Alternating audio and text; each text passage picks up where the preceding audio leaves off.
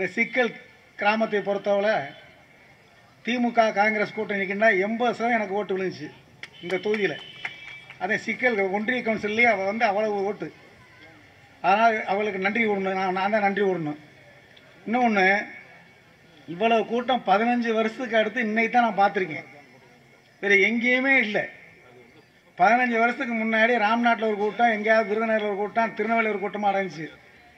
எந்த நிர்வாகிகளும் போடுற கிடையாது, இருக்கிறவர் வர்றது கிடையாது, இப்போ எம்எல்ஏலும் போடுற கிடையாது, எம்பியிலும் போடுற கிடையாது. ஒரு 10 வருஷத்துக்கு முன்னாடி ஒரு ஐஏஎஸ் ஒருத்தனை சந்தித்தேன் சென்னையில். இப்போ அவர் கர்நாடகில் இருக்கார், செக்ரட்டரியாக இருக்கார்.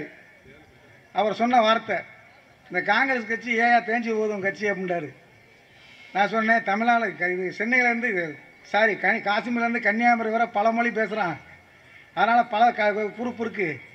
இங்கே தமிழ்நாட்டிலையும் ஒரு குரூப் இருக்குது. இங்கே வேண்டிய சீட்டு வாங்குறவோ சென்னையில் வாங்கிறாங்க, கொஞ்சம் வசதியானாலும் டெல்லியில் சீட் வாங்கிட்டு வந்துடுது அப்படின்னு. இல்லை அதெல்லாம் கிடையாது, காரணம் கிடையாது அப்படின்றாரு. நீங்கள் சொல்லுங்கள் சார்னே. அவர் சொன்னார், அறிவாளியில் 50% பேருக்கு எம்பி சீட்டு எம்எல்ஏ சீட்டு கொடுக்குறாங்க, 50 பேருக்கு அறிவில்லாதவர்களுக்கு கொடுக்குறாங்க.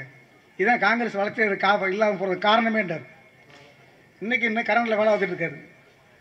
இது மாதிரி கூட்டம் 15 வருஷமாக எங்கே எத்தனை ராம்நாட்லேயும் வந்து எம்எல்ஏ இருந்தாங்க, நம்மளால் பரமக்குடி இருந்தால், முதுகுளத்தில் இருந்தால், திருவாணி இருந்தால், இப்பவும் இருக்காங்க. யாராவது இவ்வளோ பெரிய கூட்டத்தை யாராவது போட சொல்லுங்கள். போட சொல்லு. சிக்கலை தவிர வேறு எந்த ஊரில் போட சொல்லுங்க. நான் சொல்கிறேன், போட முடியாது, கிடையாது. நம்ம வேலை வந்து அதெல்லாம் கிடையாது. கட்சியை வளர்க்குற வேலைலாம் கிடையாது. இருக்கிற வட்டாரத்தில் நேரத்தில் என்ன செய்வாங்க, ஒவ்வொருத்தரும் பெரிய நாடு லவக்கதாசா இருக்காங்க, கிடையாது. யார் உதவி பண்ணுறது கிடையாது, எதுவும் கிடையாது. அதனால் தயவு செய்து இனிமேலாவது தயவு செய்து பொறுப்பில் இருக்கிறவங்க சீட்டு வாங்குறவங்க, சீட்டு வாங்கிட்டு வந்ததோட சரி, போனதோ சரி, சீட்டு கிழங்க பேச வீட்டில் இருக்கிற மாதிரி வேண்டாம். கட்சியை வழி நடத்தி செல்றதுக்கு எல்லாரும் நன்றியோட வேலை செய்யும்படி கேட்டுக் கொடுங்க. நன்றி, வணக்கம்.